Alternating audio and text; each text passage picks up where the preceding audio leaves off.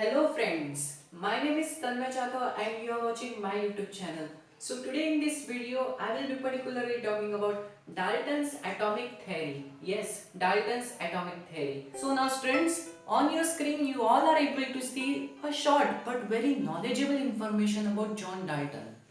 So John Dalton was born in a poor weaver's family in 1766 in England. His family background was very poor and he was born in the year 1766 in England. He began his career as a teacher at the age of 12. At the age of 12, he began his career as a teacher and after 7 years later, he became a school principal. Means at the age of 19, he became a school principal. In 1793, Dalton left for Manchester to teach mathematics, physics and chemistry in a college. He spent most of his life there teaching and researching. And in 1808, he presented his atomic theory, which was turning point in the study of matter.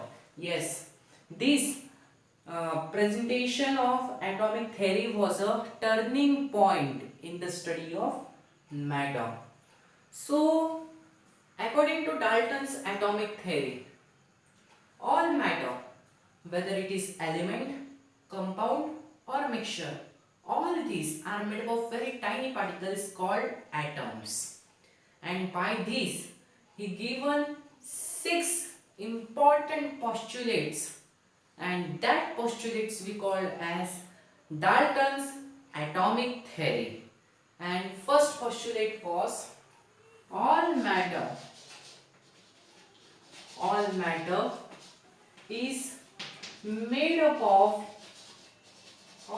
is made up of very tiny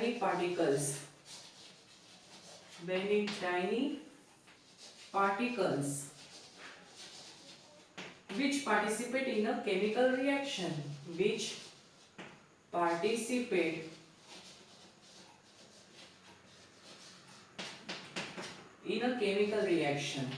in a chemical reaction. So according to John Dalton, all matter is made up of very tiny particles. All matter, suppose this is a matter. This matter is made up of very tiny particles. So tiny, so tiny. All matter is made up of very tiny particles, and these particles participate in a chemical reaction. These particles participate in some chemical reaction. So John Dalton's first atomic theory was all matter is made up of very tiny particles, and these tiny particles participate in a chemical reaction. So now students, we will study second important postulates of Dalton's atomic theory. What it states? It states that atoms are indivisible. Atoms are indivisible. It means that which cannot be created,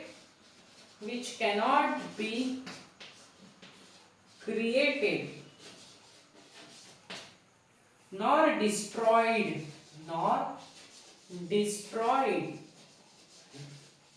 in a chemical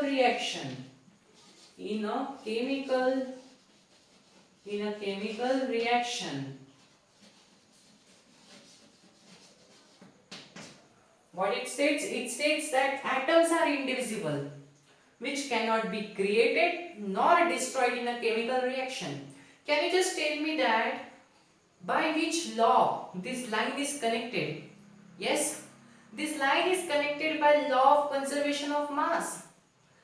That law also tells us that atoms are indivisible, which cannot be created nor destroyed in a chemical reaction.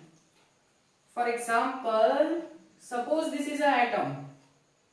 We cannot create this atom or we cannot destroy this atom in any chemical reaction.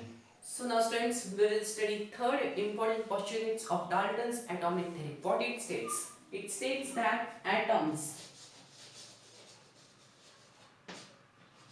of a given element, atoms of a given element are identical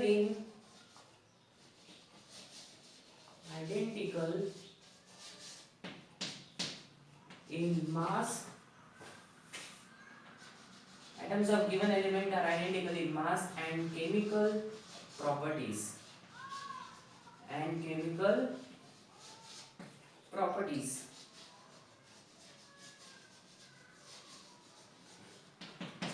Third postulate states that atoms of a given element are identical, means they are having similar properties, are identical in mass and chemical properties.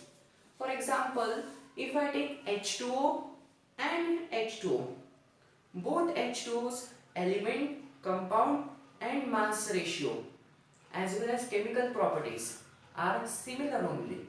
So by this example we can understand that atoms of a given element are identical in mass and chemical properties. So now students, we will study fourth important postulates of Dalton's atomic theory. What it states? It states that atoms of different elements has different masses and chemical properties. Yes, atoms of different elements.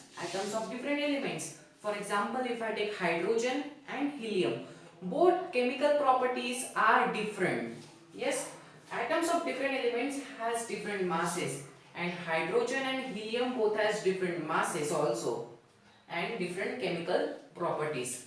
So fourth postulate states that atoms of different elements has different masses and chemical properties. So now students, we are going to study fifth and sixth important postulates of Dalton's atomic theory. Here I have written it is fifth and it is sixth. So fifth postulate states that atoms combine in the ratio of small whole numbers to form compounds. Atoms combine in the ratio of small whole numbers. Their whole numbers are small. It combines in the ratio of small whole numbers to form a compound or to form any compound. And 6 states that the relative number and kinds of atoms are constant in a given compound. The relative number and kinds of atoms. The relative number and kinds of atoms are constant in a given compound. Can you tell me by which law these lines are connected? Yes, these lines are connected by law of constant proportion.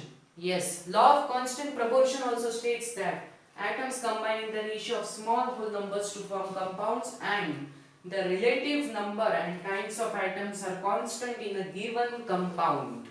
So here I have ended all important postulates of Dalton's atomic theory. So thank you so much students for watching this video. I really hope that you have understood Dalton's atomic theory and have a great day ahead. Bye.